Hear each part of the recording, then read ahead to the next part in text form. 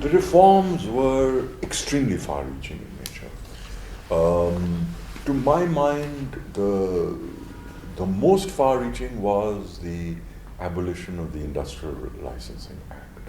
Because what the Industrial Licensing Act again had done was to seek to alter one of the fundamental laws of economics, which is that the successful must grow, the efficient must grow, and the unsuccessful and the inefficient must fall by the wayside. Let's take a sector that I'm familiar with, which is flour milling. It's as basic a sector as you have, and the technology required is really, really minimal. You take wheat, you grind it in a mill, and you get atta and maida on the other side. Really basic sector. There were capacity limits on it. Okay? So it means if I was running a flour mill, that I could not set up a new flour mill as capacity expanded. That license to set up a new flour mill became a scarce commodity.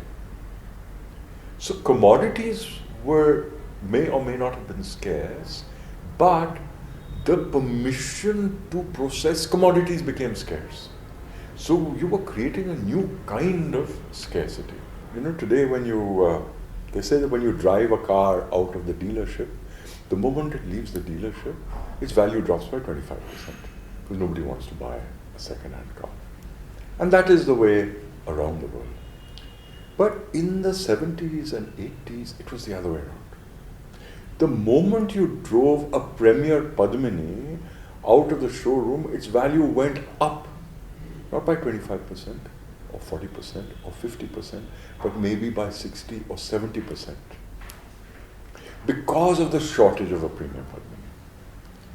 So my exact figures may be wrong, but if I remember right, in the late 70s, early 80s, a Premier Padmini cost a little over 30,000 rupees in terms of the dealer price. But there was a waiting list of 7 years, unless you happen to be a government servant, in which case, depending on your seniority and so on, you got it within a year.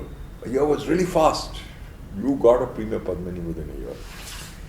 And the value of that Premier Padmini when it came out of the showroom was 50,000 rupees. Or if it was marriage season, then it was 60,000 rupees. So you had a situation where government servants, senior government servants, could drive their Premier Padmini for 3 years and sell it at a price which was higher than the price that they paid for it. In the 1970s, you wanted to switch on your television, you got one black and white channel, which was Doordarshan. And at 6:30 in the evening, you had Krishi Darshan.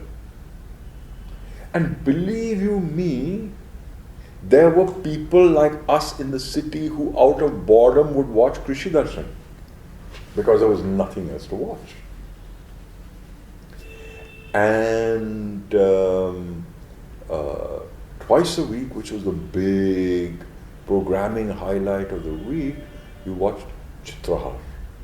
Chitrahar was a selection of Hindi film songs.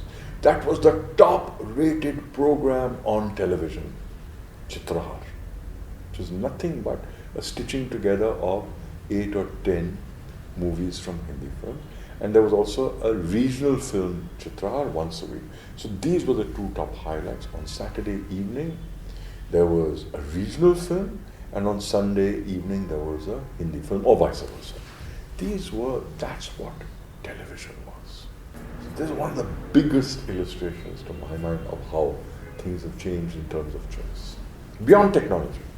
Technology is one part, but just if you look at television.